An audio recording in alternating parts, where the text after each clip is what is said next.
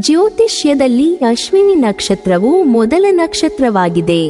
ನಕ್ಷತ್ರ ಮಾಲಿಕೆಯಲ್ಲಿ ಮೊದಲನೇ ನಕ್ಷತ್ರ ಅಶ್ವಿನಿ 3 ನಕ್ಷತ್ರಗಳಿಂದ ಕೂಡಿ ಅಶ್ವರೂಪದಲ್ಲಿದೆ. ಹೀಗಾಗಿ ಅಶ್ವಿನಿ ಎಂಬ ಹೆಸರು ಬಂತು. ಅಶ್ವಿನಿ ನಕ್ಷತ್ರವು 2 ನಕ್ಷತ್ರಗಳ ಸಂಯೋಜನೆಯಾಗಿದೆ. ಆದರೆ ಕೆಲವರು ಇದು 3 ನಕ್ಷತ್ರಗಳ ಸಂಯೋಜನೆ ಎಂದು ಹೇಳುತ್ತಾರೆ. ಇದು 2 ಕುದುರೆಗಳ ಮುಖದ ಆಕಾರವನ್ನು ಹೋಲುತ್ತದೆ. ಅಶ್ವಿನಿ ನಕ್ಷತ್ರದವರಿಗೆ ಚು, ಚೆ, ಚೋ ಮತ್ತು ಲ ಅಕ್ಷರಗಳಿಂದ ಆರಂಭವಾಗುವ ಅಕ್ಷರಗಳ ಹೆಸರನ್ನು ಇಡುತ್ತಾರೆ. ಇದು ಮೇಷ ರಾಶಿಯ ವ್ಯಾಪ್ತಿಯಲ್ಲಿದೆ. ಈ ಅಧಿಪತಿ ಅಶ್ವಿನಿ ಕುಮಾರರು. ಇವರು ದೇವತೆಗಳ ವೈದ್ಯರಾಗಿದ್ದಾರೆ. ಆದರೆ ಆಡಳಿತ ಗ್ರಹ ಮಾತ್ರ ಕೇತುವಾಗಿದ್ದು, ಈ ನಕ್ಷತ್ರದಲ್ಲಿ ಜನಿಸಿದ ಜನರಿಗೆ ಆಳ ಅಂತಃಪ್ರಜ್ಞೆ ಮತ್ತು ಉನ್ನತ ಜ್ಞಾನದ ಅನ್ವೇಷಣೆಯನ್ನು ನೀಡುತ್ತದೆ ಎಂದು ನಂಬಲಾಗಿದೆ. ಈ ನಕ್ಷತ್ರದಲ್ಲಿ ಜನಿಸಿದವರು ಕ್ರಿಯಾತ್ಮಕ, ಶಕ್ತಿಯುತ, ಕ್ಷಿಪ್ರ, ಬುದ್ಧಿವಂತರು ಮತ್ತು ಸ್ವಯಂ ಪ್ರೇರಿತರು, ಸಹಜ ನಾಯಕರು ಮತ್ತು ಪ್ರಭಾವಿಗಳು. ಸನ್ನಿವೇಶಕ್ಕೆ ಹೊಂದಿಕೊಳ್ಳಬಲ್ಲ, ವೈವಿಧ್ಯಮಯ ಸನ್ನಿವೇಶ ನಿಭಾಯಿಸಬಲ್ಲ ಪ್ರವೀಣರು, ಉತ್ಸಾಹಿಗಳು ಮತ್ತು ಆಶಾವಾದಿಗಳು ಎಂದು ಹೇಳಲಾಗುತ್ತದೆ. ಅಶ್ವಿನಿ ನಕ್ಷತ್ರದವರು ಗಣಕೂಟದಲ್ಲಿ ದೇವಗಣವಾಗುತ್ತಾರೆ. ಇವರು ಸ್ವಾಭಿಮಾನಿಗಳು, ವೈದ್ಯಕೀಯ, ಇಂದ್ರಜಾಲ ವಿದ್ಯೆಗಳಲ್ಲಿ ಪರಿಣತರು, ಆಟೋಟ ಸ್ಪರ್ಧೆಗಳಲ್ಲಿ ವಿಜಯಶಾಲಿ ಆಗತಕ್ಕವರು, ರಾಜಕೀಯ ಧುರೀಣರು ಆಗುವರು.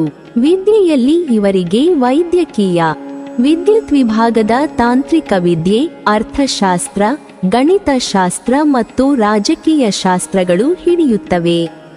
ಸಂಗೀತದಲ್ಲೂ ಆಸಕ್ತಿ ಉಂಟಾಗಲಿದೆ.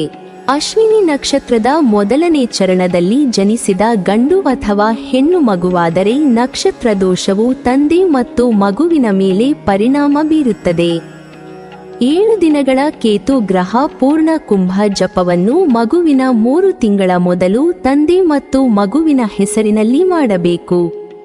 2, 3 ಮತ್ತು 4ನೇ ಚರಣಗಳಲ್ಲಿ ಜನ್ಮ ಸಂಭವಿಸಿದರೆ ಶಾಂತಿ ಅಗತ್ಯವಿಲ್ಲ.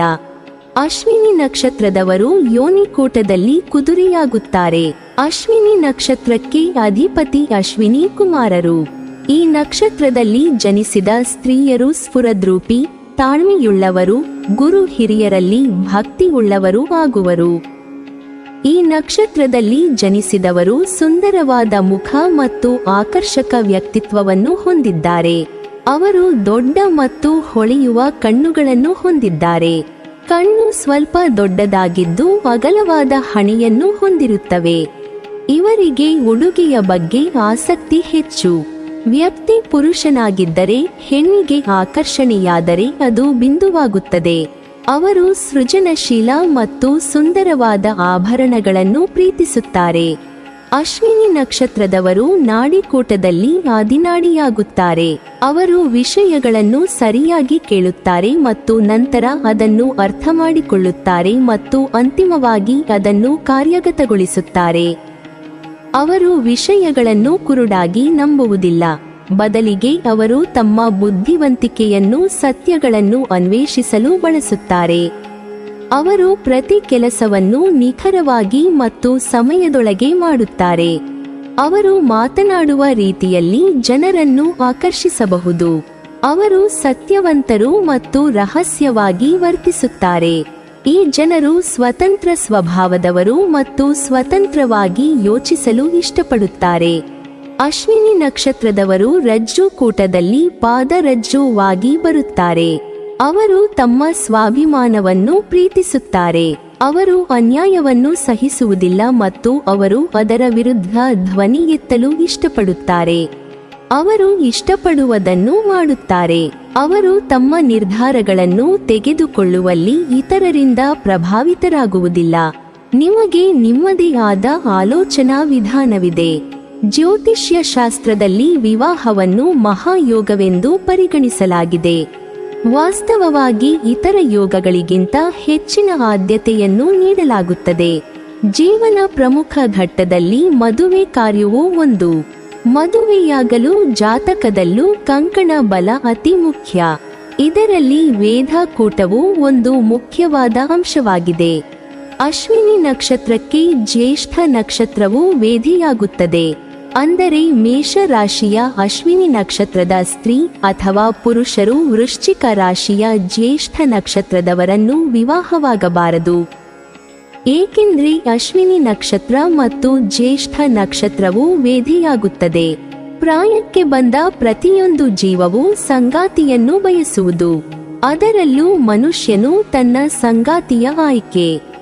ಸಂಗಾತಿಯೊಂದಿಗಿನ ಜೀವನವನ್ನು ಅತ್ಯಂತ ಸಂತೋಷದಿಂದ ಕಳೆಯಲು ಬಯಸುತ್ತಾನೆ.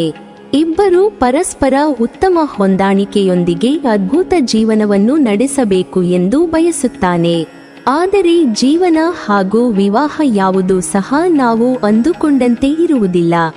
ಮೇಲ್ನೋಟಕ್ಕೆ ಎಲ್ಲವೂ ನಮ್ಮ ನಿರ್ಧಾರ ಹಾಗೂ ಇಚ್ಛೆಯಂತೆ ಕಂಡುಬಂದರೂ ಎಲ್ಲವೂ ಆ ಪರಮಾತ್ಮನ ನಿಯಮದಂತೆ ನಡೆಯುವುದು.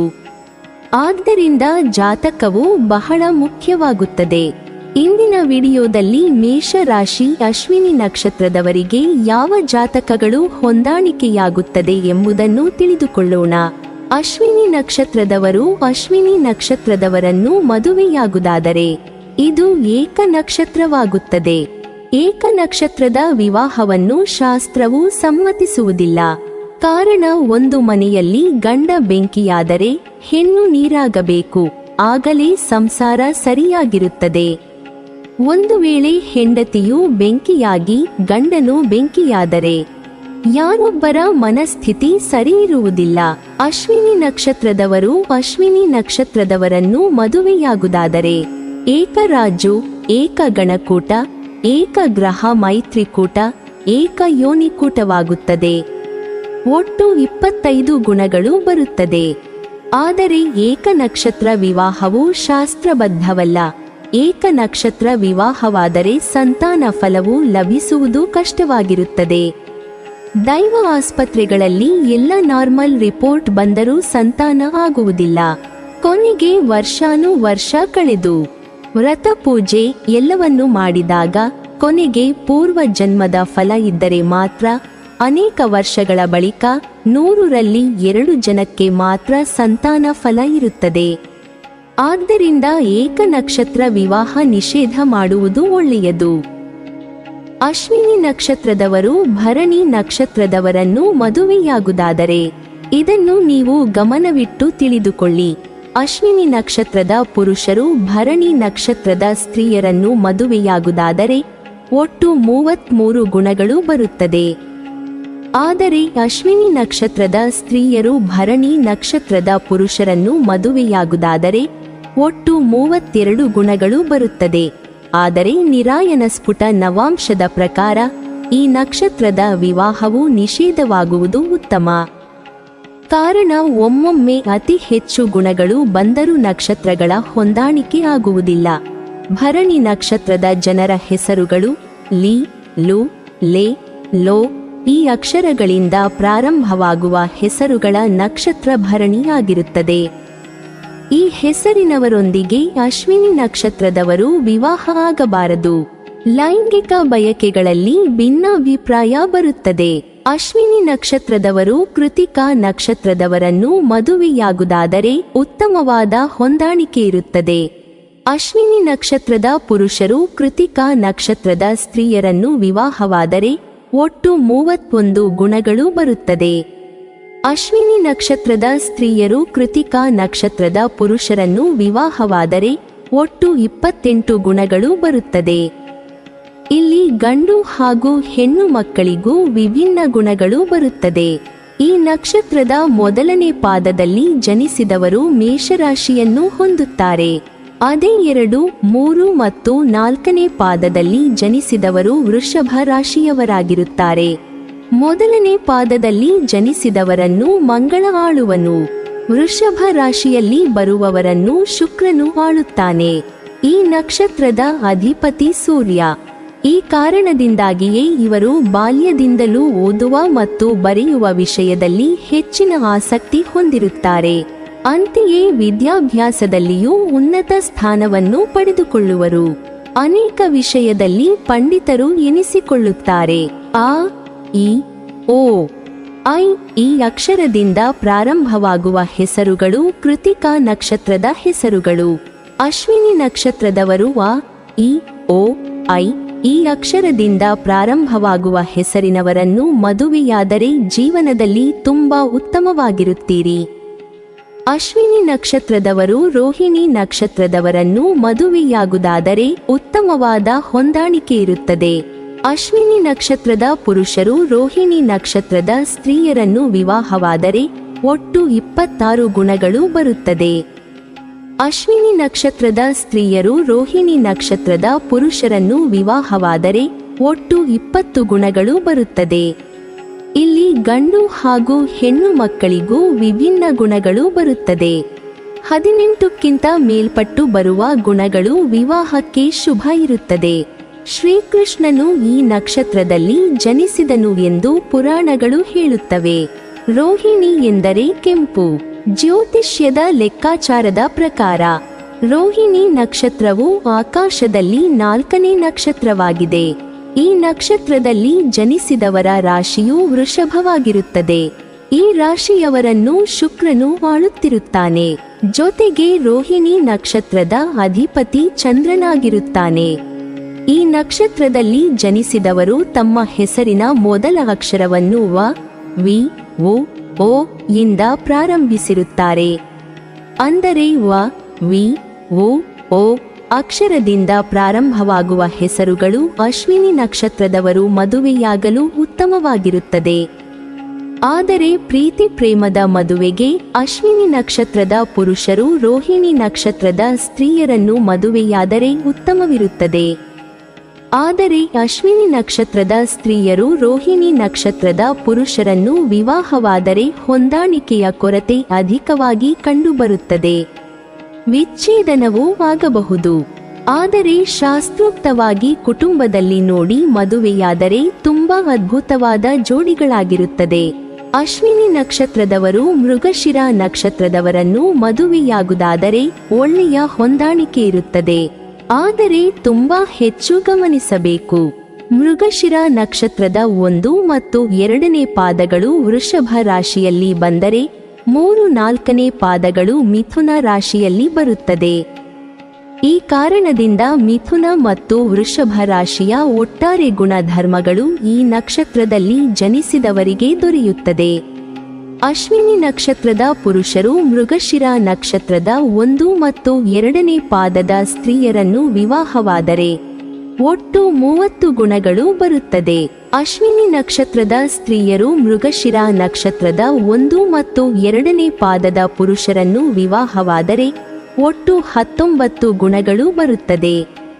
ಇಲ್ಲಿ ಗಂಡು ಹಾಗೂ ಹೆಣ್ಣು ಮಕ್ಕಳಿಗೂ ವಿಭಿನ್ನ ಗುಣಗಳು ಬರುತ್ತದೆ.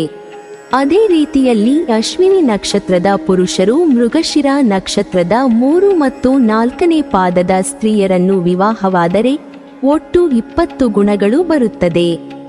ವಿವಾಹ ಸಾಧಾರಣವಾದರೆ ಅಶ್ವಿನಿ ನಕ್ಷತ್ರದ ಸ್ತ್ರೀಯರು ಮೃಗಶಿರ ನಕ್ಷತ್ರದ 3 ಮತ್ತು 4ನೇ ಪಾದದ ಪುರುಷರನ್ನು ವಿವಾಹವಾದರೆ ಒಟ್ಟು 17 ಗುಣಗಳು ಬರುತ್ತದೆ. ಇದು ಅಶುಭ ವಿವಾಹವಾಗುತ್ತದೆ. ವೇ, ಓ, ಕ ಈ ಅಕ್ಷರಗಳು ಮೃಗಶಿರ ನಕ್ಷತ್ರದ 1 ಮತ್ತು 2ನೇ ಪಾದದಲ್ಲಿ ಬರುತ್ತದೆ. ಇದು ಅಶ್ವಿನಿ ನಕ್ಷತ್ರದ ಪುರುಷರಿಗೆ ತುಂಬಾ ಒಳ್ಳೆಯ ವಿವಾಹದ ಹೆಸರುಗಳು ಆಗಿರುತ್ತದೆ. ನಿಮ್ಮ ಲೈಂಗಿಕ, ಮಾನಸಿಕ, ದೈಹಿಕ, ಸಾಂಸಾರಿಕ ಹೊಂದಾಣಿಕೆಗಳು ಅತ್ಯುತ್ತಮವಾಗಿರುತ್ತದೆ. ಆದರೆ ಸ್ತ್ರೀಯರಿಗೆ ಅಶುಭವಾಗಿರುತ್ತದೆ. ಕಿ, ನ, ಓ ಅಕ್ಷರದಿಂದ ಪ್ರಾರಂಭವಾಗುವ ಹೆಸರುಗಳು ಮೃಗಶಿರ ನಕ್ಷತ್ರದ 3 ಮತ್ತು 4ನೇ ಪಾದದಲ್ಲಿ ಬರುತ್ತದೆ. ಅಶ್ವಿನಿ ನಕ್ಷತ್ರದ ಸ್ತ್ರೀ ಮತ್ತು ಪುರುಷರಿಗೆ ವಿವಾಹಕ್ಕೆ ಇದು ಅಶುಭ ಹೆಸರುಗಳಾಗಿರುತ್ತದೆ. ಅಶ್ವಿನಿ ನಕ್ಷತ್ರದವರು ಆರಿದ್ರ ನಕ್ಷತ್ರದವರನ್ನು ಮದುವೆಯಾಗುವುದಾದರೆ ಕೆಟ್ಟ ಹೊಂದಾಣಿಕೆ ಇರುತ್ತದೆ. ಅಶ್ವಿನಿ ನಕ್ಷತ್ರದ ಪುರುಷರು ಆರಿದ್ರ ನಕ್ಷತ್ರದ ಸ್ತ್ರೀಯರನ್ನು ವಿವಾಹವಾದರೆ ಒಟ್ಟು 8 ಗುಣಗಳು ಬರುತ್ತದೆ. ಅಶ್ವಿನಿ ನಕ್ಷತ್ರದ ಸ್ತ್ರೀಯರು ಆರಿದ್ರ ನಕ್ಷತ್ರದ ಪುರುಷರನ್ನು ವಿವಾಹವಾದರೆ ಒಟ್ಟು 10 ಗುಣಗಳು ಬರುತ್ತದೆ. ಇಲ್ಲಿ ಗಂಡು ಹಾಗೂ ಹೆಣ್ಣು ಮಕ್ಕಳಿಗೂ ವಿಭಿನ್ನ ಗುಣಗಳು ಬರುತ್ತದೆ. ಈ ನಕ್ಷತ್ರದ ವಿವಾಹವು ಅತ್ಯಂತ ನೀಚ ಸ್ಥಿತಿಯಲ್ಲಿರುತ್ತದೆ. ಈ ಜನ್ಮ ನಕ್ಷತ್ರಕ್ಕೆ ಕು, ಕಂ, ಚ, ಘ ಮತ್ತು ಝ ಅಕ್ಷರಗಳಿಂದ ಪ್ರಾರಂಭವಾಗುವ ಹೆಸರುಗಳು ಆರಿದ್ರ ನಕ್ಷತ್ರಕ್ಕೆ ಸೇರುತ್ತದೆ. ಅಶ್ವಿನಿ ನಕ್ಷತ್ರದ ಸ್ತ್ರೀ ಮತ್ತು ಪುರುಷರು ಆರಿದ್ರ ನಕ್ಷತ್ರದವರನ್ನು ವಿವಾಹವಾದರೆ ಅತ್ಯಂತ ಕೆಟ್ಟ ಪರಿಸ್ಥಿತಿ ಎದುರಿಸಬೇಕಾಗುತ್ತದೆ. ಅಲ್ಲದೆ ತಿಳಿಯದೆ ಪ್ರೇಮ ವಿವಾಹವಾದರೆ ಇಬ್ಬರಲ್ಲೊಬ್ಬರಿಗೆ ಮೃತ್ಯು ಒದಗುತ್ತದೆ ಅಥವಾ ವಿಚ್ಛೇದನವಾಗುತ್ತದೆ. ಇದು ಪರಸ್ಪರ ಗಂಡ ಹೆಂಡತಿ ನಡುವೆ ಬರುವ ಸಮಸ್ಯೆಯಿಂದ ಉಂಟಾಗುವ ಕಂಟಕವಾಗುತ್ತದೆ. ಅಶ್ವಿನಿ ನಕ್ಷತ್ರದವರು ಪುನರ್ವಸು ನಕ್ಷತ್ರದವರನ್ನು ಮದುವೆಯಾಗುವುದಾದರೆ ಸಾಧಾರಣ ಹೊಂದಾಣಿಕೆ ಇರುತ್ತದೆ. ಈ ನಕ್ಷತ್ರದ 3 ಪಾದ ಮಿಥುನದಲ್ಲಿಯೂ 1 ಪಾದ ಕರ್ಕಟಕದಲ್ಲಿಯೂ ಇರುವುದು. ಅಶ್ವಿನಿ ನಕ್ಷತ್ರದ ಪುರುಷರು ಪುನರ್ವಸು ನಕ್ಷತ್ರದ 1, 2 ಮತ್ತು 3 ಪಾದದ ಸ್ತ್ರೀಯರನ್ನು ವಿವಾಹವಾದರೆ ಒಟ್ಟು 10 ಗುಣಗಳು ಬರುತ್ತದೆ. ಅಶ್ವಿನಿ ನಕ್ಷತ್ರದ ಸ್ತ್ರೀಯರು ಪುನರ್ವಸು ನಕ್ಷತ್ರದ 1, 2 ಮತ್ತು 3 ಪಾದದ ಪುರುಷರನ್ನು ವಿವಾಹವಾದರೆ ಒಟ್ಟು 10 ಗುಣಗಳು ಬರುತ್ತದೆ. ಅಶ್ವಿನಿ ನಕ್ಷತ್ರದ ಪುರುಷರು ಪುನರ್ವಸು ನಕ್ಷತ್ರದ 4ನೇ ಪಾದದ ಸ್ತ್ರೀಯರನ್ನು ವಿವಾಹವಾದರೆ ಒಟ್ಟು 23 ಗುಣಗಳು ಬರುತ್ತದೆ. ಅಶ್ವಿನಿ ನಕ್ಷತ್ರದ ಸ್ತ್ರೀಯರು ಪುನರ್ವಸು ನಕ್ಷತ್ರದ 4ನೇ ಪಾದದ ಪುರುಷರನ್ನು ವಿವಾಹವಾದರೆ ಒಟ್ಟು 21 ಗುಣಗಳು ಬರುತ್ತದೆ. 4ನೇ ಪಾದವು ವಿವಾಹದ ಸಾಲವಳಿಯಲ್ಲಿ ಹೊಂದಾಣಿಕೆ ಬಂದರು ಕೆಲವು ಲೈಂಗಿಕ ಚಿಂತನೆಗಳಿಂದ ದಂಪತಿಗಳು ಹೊಂದಾಣಿಕೆ ಆಗುವುದಿಲ್ಲ. ಆದ್ದರಿಂದ ವಿವಾಹ ಅಶುಭ. ಪುನರ್ವಸು ನಕ್ಷತ್ರದಲ್ಲಿ ಜನಿಸಿದ ಜನರ ಹೆಸರುಗಳು ಕೆ, ಕೋ, ಹ ಮತ್ತು ಹಿ ಹೆಸರಿನಿಂದ ಆರಂಭವಾಗುತ್ತದೆ. ಆದ್ದರಿಂದ ಪ್ರೇಮಕ್ಕೆ ಆಗಲಿ ವಿವಾಹಕ್ಕೆ ಆಗಲಿ ಉತ್ತಮವಾಗಿರುವುದಿಲ್ಲ. ಅಶ್ವಿನಿ ನಕ್ಷತ್ರದವರು ಪುಷ್ಯ ನಕ್ಷತ್ರದವರನ್ನು ಮದುವೆಯಾಗುವುದಾದರೆ ಉತ್ತಮವಾದ ಹೊಂದಾಣಿಕೆ ಇರುತ್ತದೆ. ಅಶ್ವಿನಿ ನಕ್ಷತ್ರದ ಪುರುಷರು ಪುಷ್ಯ ನಕ್ಷತ್ರದ ಸ್ತ್ರೀಯರನ್ನು ವಿವಾಹವಾದರೆ ಒಟ್ಟು 28 ಗುಣಗಳು ಬರುತ್ತದೆ. ಅಶ್ವಿನಿ ನಕ್ಷತ್ರದ ಸ್ತ್ರೀಯರು ಕೃತಿಕಾ ನಕ್ಷತ್ರದ ಪುರುಷರನ್ನು ವಿವಾಹವಾದರೆ ಒಟ್ಟು 32 ಗುಣಗಳು ಬರುತ್ತದೆ. ಇಲ್ಲಿ ಗಂಡು ಹಾಗೂ ಹೆಣ್ಣು ಮಕ್ಕಳಿಗೂ ವಿಭಿನ್ನ ಗುಣಗಳು ಬರುತ್ತದೆ. ಪುಷ್ಯ ಎಂಬ ಪದದ ಒಂದು ಅರ್ಥವೆಂದರೆ ಪೋಷಿಸುವವನು. ಇದು ಚೈತನ್ಯ, ಶಕ್ತಿ ಮತ್ತು ಬೆಚ್ಚಗಿನ ಕಾಳಜಿಯುಳ್ಳ ಸ್ವಭಾವವನ್ನು ಸೂಚಿಸುತ್ತದೆ. ಪುಷ್ಯ ನಕ್ಷತ್ರವು ಕಟಕ ರಾಶಿಯಲ್ಲಿ ಬರುತ್ತದೆ. ಪುಷ್ಯ ನಕ್ಷತ್ರದ ಅಧಿಪತಿ ಬೃಹಸ್ಪತಿ. ಪುಷ್ಯ ನಕ್ಷತ್ರದವರು ವಿಶೇಷವಾಗಿ ಆಧ್ಯಾತ್ಮಿಕತೆಗೆ ಆಕರ್ಷಿತರಾಗುತ್ತಾರೆ.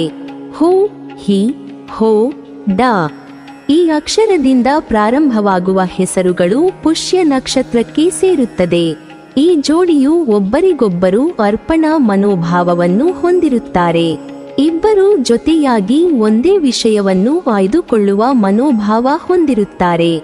ಅಶ್ವಿನಿ ನಕ್ಷತ್ರದವರು ತಮ್ಮಲ್ಲಿ ಅಡಗಿರುವ ಲೈಂಗಿಕ ಬಯಕೆಗಳನ್ನು ಪುಷ್ಯ ನಕ್ಷತ್ರದವರು ಬಿಟ್ಟರೆ ಬೇರಾರೂ ಅಷ್ಟು ಅರ್ಥ ಮಾಡಿಕೊಳ್ಳುವುದಿಲ್ಲ. ಅಶ್ವಿನಿ ನಕ್ಷತ್ರದ ಸ್ತ್ರೀ ಮತ್ತು ಪುರುಷರಿಗೆ ಪುಷ್ಯ ನಕ್ಷತ್ರದವರು ಹೇಳಿ ಮಾಡಿಸಿದ ಜೋಡಿಗಳಾಗಿರುತ್ತಾರೆ. ಅಶ್ವಿನಿ ನಕ್ಷತ್ರದವರು ಆಶ್ಲೇಷ ನಕ್ಷತ್ರದವರನ್ನು ಮದುವೆಯಾಗುವುದಾದರೆ ಉತ್ತಮವಾದ ಹೊಂದಾಣಿಕೆ ಇರುತ್ತದೆ. ಅಶ್ವಿನಿ ನಕ್ಷತ್ರದ ಪುರುಷರು ಆಶ್ಲೇಷ ನಕ್ಷತ್ರದ ಸ್ತ್ರೀಯರನ್ನು ವಿವಾಹವಾದರೆ ಒಟ್ಟು 27 ಗುಣಗಳು ಬರುತ್ತದೆ.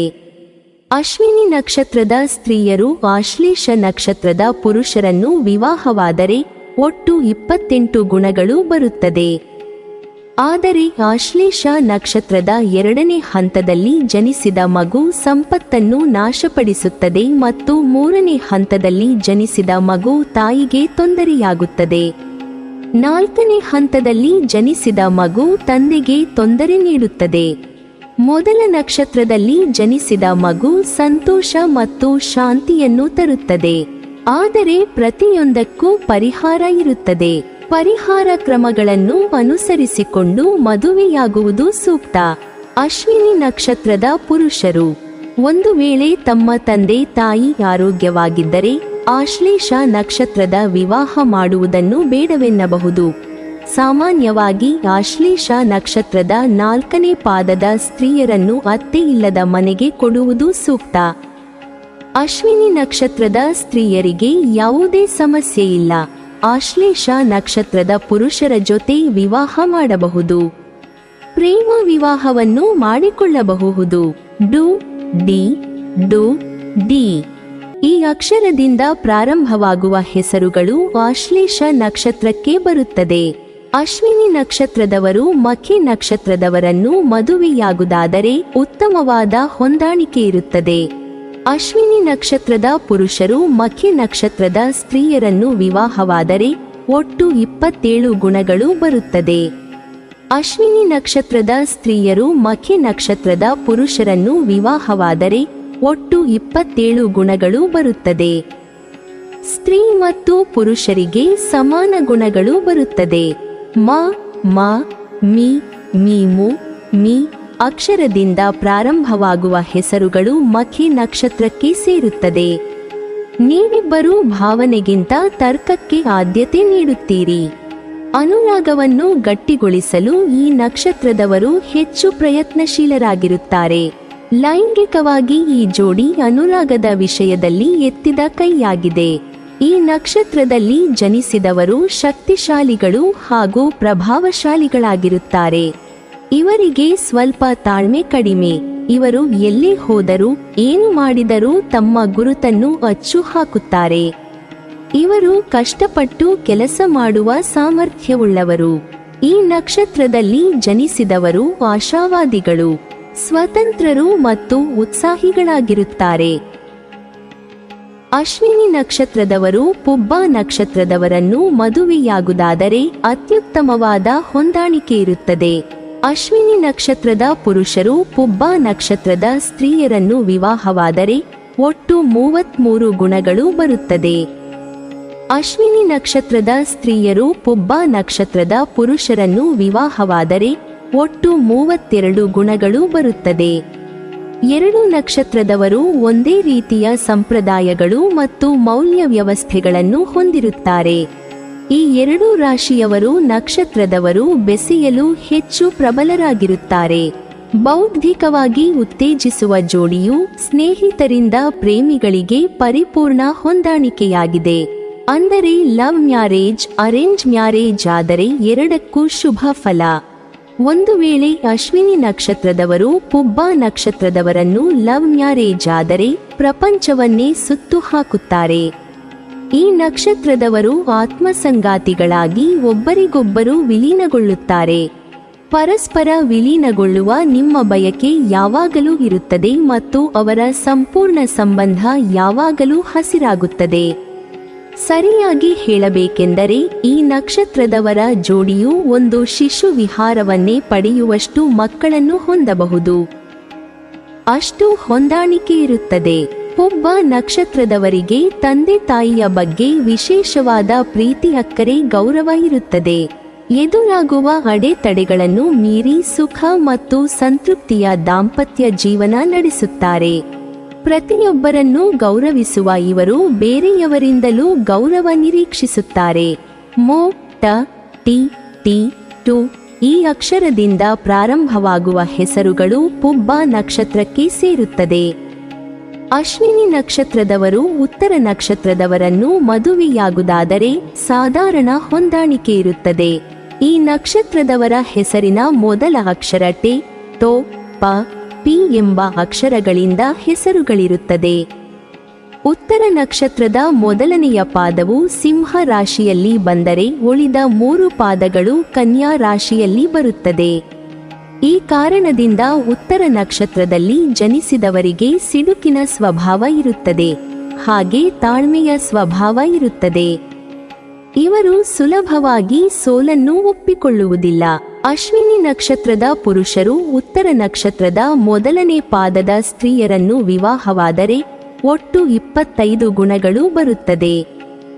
ಆದರೆ 2, 3, 4ನೇ ಪಾದದಲ್ಲಿ ಮದುವೆಯಾಗುವುದಾದರೆ ಕೇವಲ 12 ಗುಣಗಳು ಬರುತ್ತದೆ.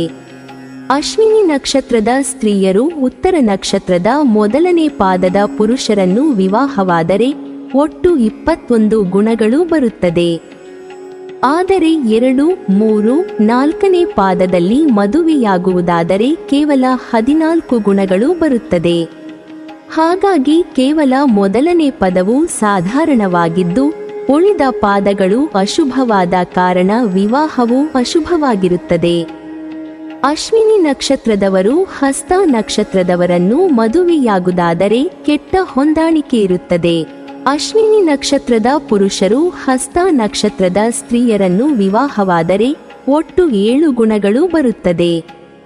ಅಶ್ವಿನಿ ನಕ್ಷತ್ರದ ಸ್ತ್ರೀಯರು ಹಸ್ತ ನಕ್ಷತ್ರದ ಪುರುಷರನ್ನು ವಿವಾಹವಾದರೆ ಒಟ್ಟು 16 ಗುಣಗಳು ಬರುತ್ತದೆ. ಪು, ಫೆ, ನ, ಫ ಈ ಅಕ್ಷರದಿಂದ ಪ್ರಾರಂಭವಾಗುವ ಹೆಸರುಗಳು ಹಸ್ತ ನಕ್ಷತ್ರಕ್ಕೆ ಸೇರುತ್ತದೆ. ಸಾಲಾವಳಿಯಲ್ಲಿ 2 ನಕ್ಷತ್ರಗಳು ತದ್ವಿರುದ್ಧ, ಹಾಗಾಗಿ ಪ್ರೇಮ ವಿವಾಹ ಅಥವಾ ಅರೇಂಜ್ ಮ್ಯಾರೇಜ್ ಎರಡೂ ಅಶುಭವಾಗಿದೆ. ಅಶ್ವಿನಿ ನಕ್ಷತ್ರದವರು ಚಿತ್ತಾ ನಕ್ಷತ್ರದವರನ್ನು ಮದುವೆಯಾಗುವುದಾದರೆ ಸಾಧಾರಣ ಹೊಂದಾಣಿಕೆ ಇರುತ್ತದೆ. ಚಿತ್ತಾ ನಕ್ಷತ್ರದ 1 ಮತ್ತು 2ನೇ ಪಾದಗಳು ಕನ್ಯಾ ರಾಶಿಯಲ್ಲಿಯೂ ಉಳಿದ 3 ಮತ್ತು 4ನೇ ಪಾದಗಳು ತುಲಾ ರಾಶಿಯಲ್ಲಿಯೂ ಬರುತ್ತದೆ. ಅಶ್ವಿನಿ ನಕ್ಷತ್ರದ ಪುರುಷರು ಚಿತ್ತಾ ನಕ್ಷತ್ರದ 1 ಮತ್ತು 2ನೇ ಪಾದಗಳ ಸ್ತ್ರೀಯರನ್ನು ವಿವಾಹವಾದರೆ ಒಟ್ಟು 15 ಗುಣಗಳು ಬರುತ್ತದೆ. ಅಶ್ವಿನಿ ನಕ್ಷತ್ರದ ಸ್ತ್ರೀಯರು ಚಿತ್ತಾ ನಕ್ಷತ್ರದ 1 ಮತ್ತು 2ನೇ ಪಾದಗಳ ಪುರುಷರನ್ನು ವಿವಾಹವಾದರೆ ಒಟ್ಟು 18 ಗುಣಗಳು ಬರುತ್ತದೆ. ಪೆ, ಪೋ, ರ, ರ, ರಿ. ರಿ ಈ ಅಕ್ಷರದಿಂದ ಪ್ರಾರಂಭವಾಗುವ ಹೆಸರುಗಳು ಚಿತ್ತಾ ನಕ್ಷತ್ರಕ್ಕೆ ಸೇರುತ್ತದೆ. ಸಾಲಾವಳಿಯಲ್ಲಿ 2 ನಕ್ಷತ್ರಗಳು ತದ್ವಿರುದ್ಧ, ಹಾಗಾಗಿ ಪ್ರೇಮ ವಿವಾಹ ಅಥವಾ ಅರೇಂಜ್ ಮ್ಯಾರೇಜ್ ಎರಡೂ ಅಶುಭವಾಗಿದೆ. ಆದರೆ ಅಶ್ವಿನಿ ನಕ್ಷತ್ರದ ಪುರುಷರು ಚಿತ್ತಾ ನಕ್ಷತ್ರದ 3 ಮತ್ತು 4ನೇ ಪಾದಗಳ ಸ್ತ್ರೀಯರನ್ನು ವಿವಾಹವಾದರೆ ಒಟ್ಟು 24 ಗುಣಗಳು ಬರುತ್ತದೆ. ಅಶ್ವಿನಿ ನಕ್ಷತ್ರದ ಸ್ತ್ರೀಯರು ಚಿತ್ತಾ ನಕ್ಷತ್ರದ 3 ಮತ್ತು 4ನೇ ಪಾದಗಳ ಪುರುಷರನ್ನು ವಿವಾಹವಾದರೆ ಒಟ್ಟು 22 ಗುಣಗಳು ಬರುತ್ತದೆ. ಈ ನಕ್ಷತ್ರದ ಪಾದಗಳು ತುಲಾ ರಾಶಿ ಸೇರುವುದರಿಂದ ರಾಶಿಗಳು ಬೇರೆ ಬೇರೆಯಾಗುತ್ತದೆ. ವಿವಾಹವು ಉತ್ತಮವಾಗಿದೆ. ಅಶ್ವಿನಿ ನಕ್ಷತ್ರದವರು ಸ್ವಾತಿ ನಕ್ಷತ್ರದವರನ್ನು ಮದುವೆಯಾಗುವುದಾದರೆ ಅತ್ಯುತ್ತಮವಾದ ಹೊಂದಾಣಿಕೆ ಇರುತ್ತದೆ. ಅಶ್ವಿನಿ ನಕ್ಷತ್ರದ ಪುರುಷರು ಸ್ವಾತಿ ನಕ್ಷತ್ರದ ಸ್ತ್ರೀಯರನ್ನು ವಿವಾಹವಾದರೆ ಒಟ್ಟು 24 ಗುಣಗಳು ಬರುತ್ತದೆ. ಅಶ್ವಿನಿ ನಕ್ಷತ್ರದ ಸ್ತ್ರೀಯರು ಸ್ವಾತಿ ನಕ್ಷತ್ರದ ಪುರುಷರನ್ನು ವಿವಾಹವಾದರೆ ಒಟ್ಟು 28 ಗುಣಗಳು ಬರುತ್ತದೆ. ಈ ನಕ್ಷತ್ರದಲ್ಲಿ ಜನಿಸಿದವರಿಗೆ ರಾಹು ಅಧಿಪತಿ. ಎಷ್ಟು ಸಮಯವಾದರೂ ಕಾದು ತಮ್ಮ ಕೆಲಸವನ್ನು ಮುಗಿಸಿಕೊಳ್ಳುವಂಥ ಸಂಯಮ, ತಾಳ್ಮೆ ಇರುತ್ತದೆ. ಒಮ್ಮೆ ಬೇಡ ಅಂದುಕೊಂಡಿದ್ದರ ಕಡೆಗೆ ಮತ್ತೆ ತಲೆ ಹಾಕಿಯೂ ಮಲಗದಂಥ ಕಾಠಿಣ್ಯ ಇವರಲ್ಲಿ ಕಾಣಬಹುದು. ತಮ್ಮ ಪ್ರಿಯವಾದ ಮಾತುಗಳ ಮೂಲಕ ಎಲ್ಲ ಸ್ತರ ವರ್ಗದ ಸ್ನೇಹಿತರನ್ನು ಹೊಂದಿರುತ್ತಾರೆ. ಯಜ್ಞ, ಯಾಗ, ದೊಡ್ಡ ದೊಡ್ಡ ದೇವತಾ ಆರಾಧನೆಯಲ್ಲಿ ಇವರು ಭಾಗಿಯಾಗುತ್ತಾರೆ. ಧರ್ಮ ಕರ್ಮಗಳ ವಿವೇಚನೆ ಇವರಲ್ಲಿ ಹೆಚ್ಚಾಗಿರುತ್ತದೆ. ರು, ರೇ, ರೋ, ರು, ತ, ತ ಈ ಅಕ್ಷರಗಳಿಂದ ಪ್ರಾರಂಭವಾಗುವ ಹೆಸರುಗಳು ಸ್ವಾತಿ ನಕ್ಷತ್ರಕ್ಕೆ ಸೇರುತ್ತದೆ. ಅಶ್ವಿನಿ ನಕ್ಷತ್ರದವರು ವಿಶಾಖ ನಕ್ಷತ್ರದವರನ್ನು ಮದುವೆಯಾಗುವುದಾದರೆ ಅತ್ಯುತ್ತಮವಾದ ಹೊಂದಾಣಿಕೆ ಇರುತ್ತದೆ. ವಿಶಾಖ ನಕ್ಷತ್ರಕ್ಕೆ ಅಗ್ನಿದೇವನು ದೇವತೆಯಾಗುತ್ತಾನೆ. ಇದು ಗುರುವಿನ ನಕ್ಷತ್ರ. ಇದರ ದಶಾಕಾಲವು 16 ವರ್ಷಗಳು. ಅಗ್ನಿದೇವತೆಯಾದ ಕಾರಣ ಈ ನಕ್ಷತ್ರದಲ್ಲಿ ಮಗು ಜನಿಸಿದಲ್ಲಿ ದೋಷವಿರುತ್ತದೆ. ವಿಶಾಖ ನಕ್ಷತ್ರದ 1, 2 ಮತ್ತು 3ನೇ ಪಾದಗಳು ತುಲಾ ರಾಶಿಯಲ್ಲಿ ಬರುತ್ತದೆ. ತುಲಾ ರಾಶಿಯ ಅಧಿಪತಿ ಶುಕ್ರ. ಆದ್ದರಿಂದ ಮಗು ವಿಶಾಖ ನಕ್ಷತ್ರದ 1, 2 ಅಥವಾ 3ನೇ ಪಾದದಲ್ಲಿ ಜನಿಸಿದಲ್ಲಿ ಹೆತ್ತವರು ಅವರೇ ಕಾಳು ಮತ್ತು ಬಿಳಿ ಬಟ್ಟೆಯನ್ನು ದಾನ ನೀಡಬೇಕು. ವಿಶಾಖ ನಕ್ಷತ್ರದ 4ನೇ ಪಾದವು ವೃಶ್ಚಿಕ ರಾಶಿಯಲ್ಲಿ ಬರುತ್ತದೆ. ವೃಶ್ಚಿಕ ರಾಶಿ ಅಧಿಪತಿ ಕುಜ. ಆದ್ದರಿಂದ ಮಗುವು ವಿಶಾಖ ನಕ್ಷತ್ರದ 4ನೇ ಪಾದದಲ್ಲಿ ಜನಿಸಿದರೆ ತೊಗರಿ ಬೇಳೆ ಮತ್ತು ಕೆಂಪು ಬಟ್ಟೆಯನ್ನು ದಾನ ನೀಡಬೇಕು. ಇದರಿಂದ ನಕ್ಷತ್ರ ದೋಷ ನಿವಾರಣೆಯಾಗುತ್ತದೆ. ಈ ದೋಷಗಳು ನಿರ್ಮೂಲವಾಗಿದ್ದರೆ ವಿವಾಹವು ಶುಭವಾಗಿರುತ್ತದೆ. ಅಶ್ವಿನಿ ನಕ್ಷತ್ರದ ಪುರುಷರು ವಿಶಾಖ ನಕ್ಷತ್ರದ 1, 2, 3ನೇ ಪಾದದ ಸ್ತ್ರೀಯರನ್ನು ವಿವಾಹವಾದರೆ ಒಟ್ಟು 22 ಗುಣಗಳು ಬರುತ್ತದೆ. ಅಶ್ವಿನಿ ನಕ್ಷತ್ರದ ಸ್ತ್ರೀಯರು ವಿಶಾಖ ನಕ್ಷತ್ರದ 1, 2, 3ನೇ ಪಾದದ ಪುರುಷರನ್ನು ವಿವಾಹವಾದರೆ ಒಟ್ಟು 22 ಗುಣಗಳು ಬರುತ್ತದೆ. ಆದರೆ ಅಶ್ವಿನಿ ನಕ್ಷತ್ರದ ಪುರುಷರು ವಿಶಾಖ ನಕ್ಷತ್ರದ 4ನೇ ಪಾದದ ಸ್ತ್ರೀಯರನ್ನು ವಿವಾಹವಾದರೆ ಒಟ್ಟು 28 ಗುಣಗಳು ಬರುತ್ತದೆ. ಅಶ್ವಿನಿ ನಕ್ಷತ್ರದ ಸ್ತ್ರೀಯರು ವಿಶಾಖ ನಕ್ಷತ್ರದ 4ನೇ ಪಾದದ ಪುರುಷರನ್ನು ವಿವಾಹವಾದರೆ ಒಟ್ಟು 25 ಗುಣಗಳು ಬರುತ್ತದೆ. ವಿವಾಹವು ಶುಭವಾಗಿರುತ್ತದೆ. ಟಿ ಟಿ ಟು ಟೆ ತು ಟೆ ಟು ಈ ಅಕ್ಷರಗಳಿಂದ ಪ್ರಾರಂಭವಾಗುವ ಹೆಸರುಗಳು ವಿಶಾಖ ನಕ್ಷತ್ರಕ್ಕೆ ಸೇರುತ್ತದೆ. ಅಶ್ವಿನಿ ನಕ್ಷತ್ರದವರು ಅನುರಾಧ ನಕ್ಷತ್ರದವರನ್ನು ಮದುವೆಯಾಗುವುದಾದರೆ ಅತ್ಯುತ್ತಮವಾದ ಹೊಂದಾಣಿಕೆ ಇರುತ್ತದೆ. ಅಶ್ವಿನಿ ನಕ್ಷತ್ರದ ಪುರುಷರು ಅನುರಾಧ ನಕ್ಷತ್ರದ ಸ್ತ್ರೀಯರನ್ನು ವಿವಾಹವಾದರೆ ಒಟ್ಟು 31 ಗುಣಗಳು ಬರುತ್ತದೆ. ಅಶ್ವಿನಿ ನಕ್ಷತ್ರದ ಸ್ತ್ರೀಯರು ಅನುರಾಧ ನಕ್ಷತ್ರದ ಪುರುಷರನ್ನು ವಿವಾಹವಾದರೆ ಒಟ್ಟು 34 ಗುಣಗಳು ಬರುತ್ತದೆ. 2 ನಕ್ಷತ್ರದವರು ಒಂದೇ ರೀತಿಯ ಸಂಪ್ರದಾಯಗಳು ಮತ್ತು ಮೌಲ್ಯ ವ್ಯವಸ್ಥೆಗಳನ್ನು ಹೊಂದಿರುತ್ತಾರೆ. ಅಶ್ವಿನಿ ಮತ್ತು ಅನುರಾಧ ನಕ್ಷತ್ರದವರು ವಿವಾಹವಾದರೆ ತಮ್ಮ ಹೆಚ್ಚಿನ ಲೈಂಗಿಕ ಆಸಕ್ತಿಗೆ ಸಮಾನರಾಗಿರುತ್ತಾರೆ. ಇದು ಅವರ ಸಾಹಸಮಯ ಮತ್ತು ಅನ್ಯೋನ್ಯತೆಯ ಅಗತ್ಯದಿಂದ ಉತ್ತೇಜಿಸಲ್ಪಟ್ಟಿದೆ. ಇಬ್ಬರು ತಮ್ಮ ಸಂಗಾತಿಗಳ ವಿಚಾರದಲ್ಲಿ ಹೆಚ್ಚು ಆಯ್ಕೆ ಮಾಡುತ್ತಾರೆ ಮತ್ತು ಈ ವಿಚಾರದಲ್ಲಿ ಉನ್ನತ ಗುಣಮಟ್ಟವನ್ನು ಹೊಂದಿದ್ದಾರೆ. ಒಂದು ವೇಳೆ ಅನುರಾಧ ನಕ್ಷತ್ರದ ಸ್ತ್ರೀ ಅಥವಾ ಪುರುಷರು ದೊರೆತರೆ ಹಣ, ಕಾಸು, ಉಪಚಾರ ಯಾವುದನ್ನೂ ಗಮನಿಸದೆ ತಕ್ಷಣ ಮದುವೆಯಾಗಿ. ಈ ನಕ್ಷತ್ರದಲ್ಲಿ ಜನಿಸಿದವರು ಸತ್ಯವನ್ನು ಹೇಳುವ ಗುಣವನ್ನು ಹೊಂದಿರುತ್ತಾರೆ. ವಿಚಾರಗಳು ಸಹ ನಿಷ್ಪಕ್ಷಪಾತವಾಗಿರುತ್ತವೆ. ಕರ್ತವ್ಯಗಳ ಬಗ್ಗೆ ಹೆಚ್ಚಿನ ಅರಿವು ಇವರಿಗಿರುತ್ತದೆ. ಹಾಗಾಗಿ ಕರ್ತವ್ಯಗಳನ್ನು ನಿರ್ವಹಿಸಲು ಸದಾ ಸನ್ನದ್ಧರಾಗಿರುವುದಲ್ಲದೆ ಜವಾಬ್ದಾರಿಗಳನ್ನು ಪರಿಪೂರ್ಣವಾಗಿ ನಿರ್ವಹಿಸುವ ಚತುರತೆಯನ್ನು ಇವರು ಹೊಂದಿರುತ್ತಾರೆ. ಸಾಮಾನ್ಯವಾಗಿ ಈ ನಕ್ಷತ್ರದಲ್ಲಿ ಜನಿಸಿದವರು ಮಧ್ಯಮ ಎತ್ತರವನ್ನು ಹೊಂದಿರುತ್ತಾರೆ. ವಿಜ್ಞಾನ, ಜ್ಯೋತಿಷ್ಯ, ತಂತ್ರಜ್ಞಾನ ಮತ್ತು ಶಿಕ್ಷಣ ಕ್ಷೇತ್ರದಲ್ಲಿ ಇವರಿಗೆ ಹೆಚ್ಚಿನ ಆಸಕ್ತಿ ಇರುತ್ತದೆ. ಈ ನಕ್ಷತ್ರದಲ್ಲಿ ಜನಿಸಿದವರು ಪ್ರಾಮಾಣಿಕರಾಗಿರುತ್ತಾರೆ. ಅಷ್ಟೇ ಅಲ್ಲದೆ ಸಂಗಾತಿಯೂ ಸಹ ಪ್ರಾಮಾಣಿಕರಾಗಿರಬೇಕೆಂದು ಇವರು ಬಯಸುತ್ತಾರೆ. ಸತತ ಪರಿಶ್ರಮದಿಂದ ಯಶಸ್ಸನ್ನು ಗಳಿಸುತ್ತಾರೆ. ನ, ನ, ನಿ, ನು, ನೆ, ನಿ, ನು ಈ ಅಕ್ಷರದಿಂದ ಪ್ರಾರಂಭವಾಗುವ ಹೆಸರುಗಳು ಅನುರಾಧ ನಕ್ಷತ್ರಕ್ಕೆ ಸೇರುತ್ತದೆ. ಇನ್ನು ಜ್ಯೇಷ್ಠ ನಕ್ಷತ್ರ, ಮೊದಲೇ ಹೇಳಿದಂತೆ ಅಶ್ವಿನಿ ನಕ್ಷತ್ರಕ್ಕೆ ಜ್ಯೇಷ್ಠ ನಕ್ಷತ್ರವು ವೇದಕೂಟದಲ್ಲಿ ತದ್ವಿರುದ್ಧವಾದ ಕಾರಣ ವಿವಾಹ ನಿಷಿದ್ಧವಾಗಿರುತ್ತದೆ. ಯ, ಯ, ಯಿ, ಯು, ಯಿ ಈ ಅಕ್ಷರಗಳಿಂದ ಪ್ರಾರಂಭವಾಗುವ ಹೆಸರುಗಳು ಜ್ಯೇಷ್ಠ ನಕ್ಷತ್ರಕ್ಕೆ ಸೇರುತ್ತದೆ. ಅಶ್ವಿನಿ ನಕ್ಷತ್ರದವರು ಮೂಲ ನಕ್ಷತ್ರದವರನ್ನು ಮದುವೆಯಾಗುವುದಾದರೆ ಕೆಟ್ಟ ಹೊಂದಾಣಿಕೆ ಇರುತ್ತದೆ. ಅಶ್ವಿನಿ ನಕ್ಷತ್ರದ ಪುರುಷರು ಮೂಲ ನಕ್ಷತ್ರದ ಸ್ತ್ರೀಯರನ್ನು ವಿವಾಹವಾದರೆ ಒಟ್ಟು 16 ಗುಣಗಳು ಬರುತ್ತದೆ.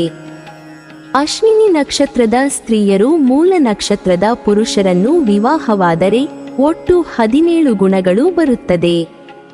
ಎ, ಯು, ಬ, ಬಿ, ಯೋ, ವಿ, ಭ, ಭ, ವಿ ಈ ಅಕ್ಷರಗಳಿಂದ ಪ್ರಾರಂಭವಾಗುವ ಹೆಸರುಗಳು ಮೂಲ ನಕ್ಷತ್ರಕ್ಕೆ ಸೇರುತ್ತದೆ. ಸಾಲಾವಳಿ ಹೊಂದಾಣಿಕೆ ಬಾರದ ಕಾರಣ ವಿವಾಹವು ನಿಷೇಧವಾಗಿರುತ್ತದೆ. ಅಶ್ವಿನಿ ನಕ್ಷತ್ರದವರು ಪೂರ್ವಾಷಾಢ ನಕ್ಷತ್ರದವರನ್ನು ಮದುವೆಯಾಗುವುದಾದರೆ ಅತ್ಯುತ್ತಮವಾದ ಹೊಂದಾಣಿಕೆ ಇರುತ್ತದೆ. ಅಶ್ವಿನಿ ನಕ್ಷತ್ರದ ಪುರುಷರು ಪೂರ್ವಾಷಾಢ ನಕ್ಷತ್ರದ ಸ್ತ್ರೀಯರನ್ನು ವಿವಾಹವಾದರೆ ಒಟ್ಟು 30 ಗುಣಗಳು ಬರುತ್ತದೆ. ಅಶ್ವಿನಿ ನಕ್ಷತ್ರದ ಸ್ತ್ರೀಯರು ಪೂರ್ವಾಷಾಢ ನಕ್ಷತ್ರದ ಪುರುಷರನ್ನು ವಿವಾಹವಾದರೆ ಒಟ್ಟು 30 ಗುಣಗಳು ಬರುತ್ತದೆ. ಸ್ತ್ರೀ ಮತ್ತು ಪುರುಷರಿಗೆ ಸಮಾನ ಗುಣಗಳು ಬರುತ್ತದೆ. ಈ ನಕ್ಷತ್ರದಲ್ಲಿ ಜನಿಸಿದವರು ಸತ್ಯವನ್ನು ಹೇಳುವ ಗುಣವನ್ನು ಹೊಂದಿರುತ್ತಾರೆ. ವಿಚಾರಗಳು ಸಹ ನಿಷ್ಪಕ್ಷಪಾತವಾಗಿರುತ್ತವೆ. ಕರ್ತವ್ಯಗಳ ಬಗ್ಗೆ ಹೆಚ್ಚಿನ ಅರಿವು ಇವರಿಗಿರುತ್ತದೆ. ಹಾಗಾಗಿ ಕರ್ತವ್ಯಗಳನ್ನು ನಿರ್ವಹಿಸಲು ಸದಾ ಸನ್ನದ್ಧರಾಗಿರುವುದಲ್ಲದೆ ಜವಾಬ್ದಾರಿಗಳನ್ನು ಪರಿಪೂರ್ಣವಾಗಿ ನಿರ್ವಹಿಸುವ ಚತುರತೆಯನ್ನು ಇವರು ಹೊಂದಿರುತ್ತಾರೆ. ಈ ನಕ್ಷತ್ರದಲ್ಲಿ ಜನಿಸಿದವರು ಸುಂದರರು, ನೀತಿವಂತರು, ವಿದ್ಯಾವಂತರು, ಮರ್ಯಾದೆ ಮಹಾಪುರುಷರಾಗುವರು. ಯಾವುದಾದರೂ ಒಂದು ರಂಗದಲ್ಲಿ ಹೆಸರು ಗಳಿಸುವರು. ಸ್ತ್ರೀಯಾದರೆ ಜನರ ಆಕರ್ಷಣೆಗೆ ಪ್ರಧಾನವಾದ ಮೂಗು, ಹಣೆ ಮತ್ತು ಕಣ್ಣು ಉಳ್ಳವಳು, ಅತಿ ಸ್ಫುರದ್ರೂಪಿಯು, ಕೀರ್ತಿವಂತಳು, ಪ್ರತಿಷ್ಠಿತಳು, ಎಲ್ಲರಿಗೂ ಪ್ರಿಯವಾಗತಕ್ಕವಳು ಆಗುವಳು. ಬು, ಡ, ಭೂ, ಫ, ಧ ಈ ಅಕ್ಷರದಿಂದ ಪ್ರಾರಂಭವಾಗುವ ಹೆಸರುಗಳು ಪೂರ್ವಾಷಾಢ ನಕ್ಷತ್ರಕ್ಕೆ ಸೇರುತ್ತದೆ. ಅಶ್ವಿನಿ ನಕ್ಷತ್ರದವರು ಉತ್ತರಾಷಾಢ ನಕ್ಷತ್ರದವರನ್ನು ಮದುವೆಯಾಗುವುದಾದರೆ ಮೊದಲನೇ ಪಾದಕ್ಕೆ ಮಾತ್ರ ಉತ್ತಮ ಹೊಂದಾಣಿಕೆ ಇರುತ್ತದೆ. ಈ ನಕ್ಷತ್ರದ ಅಧಿಪತಿ ಸೂರ್ಯ. ಈ ನಕ್ಷತ್ರದ ಮೊದಲ ಪಾದದಲ್ಲಿ ಜನಿಸಿದ ಜನರು ಧನು ರಾಶಿಯನ್ನು ತಮ್ಮ ರಾಶಿಯಾಗಿ ಹೊಂದಿದ್ದಾರೆ. ಅವರ ಅಧಿಪತಿ ಗುರುಗ್ರಹ. ಉಳಿದ 3 ಹಂತಗಳಲ್ಲಿ ಜನಿಸಿದ ಜನರು ಮಕರ ರಾಶಿಯನ್ನು ತಮ್ಮ ರಾಶಿಯಾಗಿ ಹೊಂದಿರುತ್ತಾರೆ. ಅವರ ಅಧಿಪತಿ ಶನಿ. ಹೀಗಾಗಿ ಈ ನಕ್ಷತ್ರದಲ್ಲಿ ಜನಿಸಿದ ಜನರು ತಮ್ಮ ಜೀವನದುದ್ದಕ್ಕೂ ಸೂರ್ಯ, ಗುರು ಮತ್ತು ಶನಿಯಿಂದ ಪ್ರಭಾವಿತರಾಗುತ್ತಾರೆ. ಈ ನಕ್ಷತ್ರವನ್ನು ಸಂಕೇತಿಸುವ ಮರವು ಹಲಸಿನ ಮರವಾಗಿದೆ. ಅಶ್ವಿನಿ ನಕ್ಷತ್ರದ ಪುರುಷರು ಉತ್ತರಾಷಾಢ ನಕ್ಷತ್ರದ ಮೊದಲನೇ ಪಾದದ ಸ್ತ್ರೀಯರನ್ನು ವಿವಾಹವಾದರೆ ಒಟ್ಟು 30 ಗುಣಗಳು ಬರುತ್ತದೆ. ಅಶ್ವಿನಿ ನಕ್ಷತ್ರದ ಸ್ತ್ರೀಯರು ಉತ್ತರಾಷಾಢ ನಕ್ಷತ್ರದ ಮೊದಲನೇ ಪಾದದ ಪುರುಷರನ್ನು ವಿವಾಹವಾದರೆ ಒಟ್ಟು 27 ಗುಣಗಳು ಬರುತ್ತದೆ. ಹಾಗೆಯೇ ಅಶ್ವಿನಿ ನಕ್ಷತ್ರದ ಪುರುಷರು ಉತ್ತರಾಷಾಢ ನಕ್ಷತ್ರದ 2, 3, 4ನೇ ಪಾದದ ಸ್ತ್ರೀಯರನ್ನು ವಿವಾಹವಾದರೆ ಒಟ್ಟು 20 ಗುಣಗಳು ಬರುತ್ತದೆ. ಅಶ್ವಿನಿ ನಕ್ಷತ್ರದ ಸ್ತ್ರೀಯರು ಉತ್ತರಾಷಾಢ ನಕ್ಷತ್ರದ 2, 3, 4ನೇ ಪಾದದ ಪುರುಷರನ್ನು ವಿವಾಹವಾದರೆ ಒಟ್ಟು 16 ಗುಣಗಳು ಬರುತ್ತದೆ. ಹಾಗಾಗಿ 2, 3, 4ನೇ ಪಾದ ವಿವಾಹಕ್ಕೆ ಅಶುಭವು. ಬಿ, ಬೊ, ಜ, ಜಿ, ಭ, ಭೆ, ಭೋ, ಜ, ಜಿ ಈ ಅಕ್ಷರಗಳು ಉತ್ತರಾಷಾಢ ನಕ್ಷತ್ರಕ್ಕೆ ಬರುತ್ತದೆ. ಅಶ್ವಿನಿ ನಕ್ಷತ್ರದವರು ಯಾವುದೇ ಕಾರಣಕ್ಕೂ ಶ್ರವಣ, ಧನಿಷ್ಠ, ಶತತಾರ ಹಾಗೂ ಪೂರ್ವಭಾದ್ರ ನಕ್ಷತ್ರದವರನ್ನು ಮದುವೆಯಾಗಬಾರದು. ಸ್ತ್ರೀ ಅಥವಾ ಪುರುಷರಿಗಾಗಲಿ ಯಾವುದೇ ನಕ್ಷತ್ರವನ್ನು ಪರೀಕ್ಷಿಸಿದರೂ ಸಾಲಾವಳಿ 18ಕ್ಕಿಂತ ಕಡಿಮೆ ಬರುತ್ತದೆ. ಶ್ರವಣ ನಕ್ಷತ್ರದ ಜು, ಜೆ, ಜೋ, ಖಿ, ಸೋ, ಖು, ಖೆ, ಖೋ ಅಕ್ಷರಗಳ ಹೆಸರುಗಳು. ಧನಿಷ್ಠ ನಕ್ಷತ್ರದ ಗ, ಗಿ, ಗು, ಗಿ, ಗಿ ಅಕ್ಷರಗಳ ಹೆಸರುಗಳು. ಶತಾಭಿಷ ನಕ್ಷತ್ರದ ಹೋ, ಸ, ಸಿ, ಸು, ಸು, ನೋ, ಗೌ ಅಕ್ಷರಗಳ ಹೆಸರುಗಳು. ಪೂರ್ವ ಭಾದ್ರಪದ ನಕ್ಷತ್ರದ ಸೆ, ಸೋ, ಧ, ಧಿ, ಡಿ, ಡ, ಡ, ಡಿ ಅಕ್ಷರಗಳ ಹೆಸರುಗಳು. ಅಶ್ವಿನಿ ನಕ್ಷತ್ರದ ಜಾತಕಕ್ಕೆ ಹೊಂದಾಣಿಕೆಯಾಗದ ನಕ್ಷತ್ರಗಳು. ಇಷ್ಟು ಹೆಸರಿನ ಅಕ್ಷರಗಳ ಅಂದರೆ ಇಷ್ಟು ನಕ್ಷತ್ರಗಳನ್ನು ಅಶ್ವಿನಿ ನಕ್ಷತ್ರದವರು ವಿವಾಹವಾಗಬಾರದು. ಅಶ್ವಿನಿ ನಕ್ಷತ್ರದವರು ಉತ್ತರಾಭಾದ್ರ ನಕ್ಷತ್ರದವರನ್ನು ಮದುವೆಯಾಗುವುದಾದರೆ ಅತ್ಯುತ್ತಮವಾದ ಹೊಂದಾಣಿಕೆ ಇರುತ್ತದೆ. ಅಶ್ವಿನಿ ನಕ್ಷತ್ರದ ಪುರುಷರು ಉತ್ತರಾಭಾದ್ರ ನಕ್ಷತ್ರದ ಸ್ತ್ರೀಯರನ್ನು ವಿವಾಹವಾದರೆ ಒಟ್ಟು 28 ಗುಣಗಳು ಬರುತ್ತದೆ. ಅಶ್ವಿನಿ ನಕ್ಷತ್ರದ ಸ್ತ್ರೀಯರು ಉತ್ತರಾಭಾದ್ರ ನಕ್ಷತ್ರದ ಪುರುಷರನ್ನು ವಿವಾಹವಾದರೆ ಒಟ್ಟು 31 ಗುಣಗಳು ಬರುತ್ತದೆ. ಉತ್ತರ ಭಾದ್ರಪದ ನಕ್ಷತ್ರದಲ್ಲಿ ಜನಿಸಿದ ಜನರು ಬಹಳ ಬಲವಾದ ವ್ಯಕ್ತಿತ್ವವನ್ನು ಹೊಂದಿರುತ್ತಾರೆ. ಅವರು ಉತ್ತಮ ಭಾಷಣಕಾರರಾಗಿರುತ್ತಾರೆ. ಇದರಿಂದಾಗಿ ಅವರಿಗೆ ಅನೇಕ ಸ್ನೇಹಿತರು ಮತ್ತು ಉತ್ತಮ ಪ್ರೀತಿಪಾತ್ರರಿರುತ್ತಾರೆ. ಈ ಸ್ವಭಾವದಿಂದಾಗಿ ಅವರಿಗೆ ಸಮಾಜದಲ್ಲಿ ಸಾಕಷ್ಟು ಗೌರವ ಸಿಗುತ್ತದೆ. ಅವರು ಎಂದಿಗೂ ಕಷ್ಟಪಟ್ಟು ಕೆಲಸ ಮಾಡುವುದರಿಂದ ಹಿಂದೆ ಸರಿಯುವುದಿಲ್ಲ. ನಂತರ ಅವರ ಅದೃಷ್ಟವು ಅವರ ಕಠಿಣ ಪರಿಶ್ರಮದೊಂದಿಗೆ ಇರುತ್ತದೆ. ಡು, ಥ, ಜ್ಞ, ಡ, ಜಿ ಈ ಅಕ್ಷರಗಳಿಂದ ಪ್ರಾರಂಭವಾಗುವ ಹೆಸರುಗಳು ಉತ್ತರಾಭಾದ್ರ ನಕ್ಷತ್ರಕ್ಕೆ ಸೇರುತ್ತದೆ. ಅಶ್ವಿನಿ ನಕ್ಷತ್ರದವರು ರೇವತಿ ನಕ್ಷತ್ರದವರನ್ನು ಮದುವೆಯಾಗುವುದಾದರೆ ಸಾಧಾರಣ ಹೊಂದಾಣಿಕೆ ಇರುತ್ತದೆ. ಅಶ್ವಿನಿ ನಕ್ಷತ್ರದ ಪುರುಷರು ರೇವತಿ ನಕ್ಷತ್ರದ ಸ್ತ್ರೀಯರನ್ನು ವಿವಾಹವಾದರೆ ಒಟ್ಟು 31 ಗುಣಗಳು ಬರುತ್ತದೆ. ಆದರೆ ನಿರಾಯನ ಸ್ಫುಟ ನವಶ ಜ್ಯೋತಿಷ್ಯದ ಪ್ರಕಾರ ಈ 2 ನಕ್ಷತ್ರಗಳ ವಿವಾಹ ಶುಭವಲ್ಲ. ಅಶ್ವಿನಿ ನಕ್ಷತ್ರದ ಸ್ತ್ರೀಯರು ರೇವತಿ ನಕ್ಷತ್ರದ ಪುರುಷರನ್ನು ವಿವಾಹವಾದರೆ ಒಟ್ಟು 32 ಗುಣಗಳು ಬರುತ್ತದೆ. ಸ್ತ್ರೀಯರಿಗೆ ರೇವತಿ ನಕ್ಷತ್ರವು ಅತ್ಯುತ್ತಮವಾಗಿರುತ್ತದೆ. ಆದರೆ ರೇವತಿ ನಕ್ಷತ್ರ 1, 2, 3ನೇ ಚರಣದಲ್ಲಿ ಜನಿಸಿದ ಗಂಡು ಅಥವಾ ಹೆಣ್ಣು ಮಗುವಾದರೆ ಯಾವುದೇ ದೋಷ ಪರಿಹಾರ ಪೂಜೆ ಅಗತ್ಯವಿಲ್ಲ. 4ನೇ ಚರಣದಲ್ಲಿ ಗಂಡು ಮಗು ಜನಿಸಿದರೆ 17 ದಿನ ಬುದ್ಧ ಗ್ರಹ ಪೂರ್ಣ ಕುಂಭ ಜಪಂ ತಂದೆಗೆ 3 ತಿಂಗಳ ಮೊದಲು ಬೇಕು ಮತ್ತು ಹೆಣ್ಣು ಮಗುವಾದರೆ ಅದೇ ಶಾಂತಿ ತಾಯಿಗೆ ಮಾಡಬೇಕು. ಹಾಗಾಗಿ ಪರೀಕ್ಷಿಸಿ ಮದುವೆಯಾಗುವುದು ಉತ್ತಮ. ದೇ, ದೋ, ಚ, ಚ, ಚಿ, ಚಿ ಅಕ್ಷರಗಳ ಹೆಸರು ರೇವತಿ ನಕ್ಷತ್ರದ ಅಡಿಯಲ್ಲಿ ಬರುತ್ತದೆ. ನೀವಿನ್ನೂ ನಮ್ಮ ಚಾನೆಲ್ ಅನ್ನು ಸಬ್ಸ್ಕ್ರೈಬ್ ಮಾಡಿಲ್ವಾ? ಹಾಗಾದರೆ ಈ ಕೂಡಲೇ ನಮ್ಮ ಇಂದ್ರಜಾಲ ಚಾನೆಲ್ ಅನ್ನು ಸಬ್ಸ್ಕ್ರೈಬ್ ಮಾಡಿ ಮತ್ತು ಪಕ್ಕದಲ್ಲಿರುವ ಬೆಲ್ ಐಕಾನ್ ಅನ್ನು ಕ್ಲಿಕ್ ಮಾಡಿದರೆ ನಮ್ಮ ಹೊಸ ವಿಡಿಯೋಗಳನ್ನು ನೀವು ನೋಡಬಹುದು.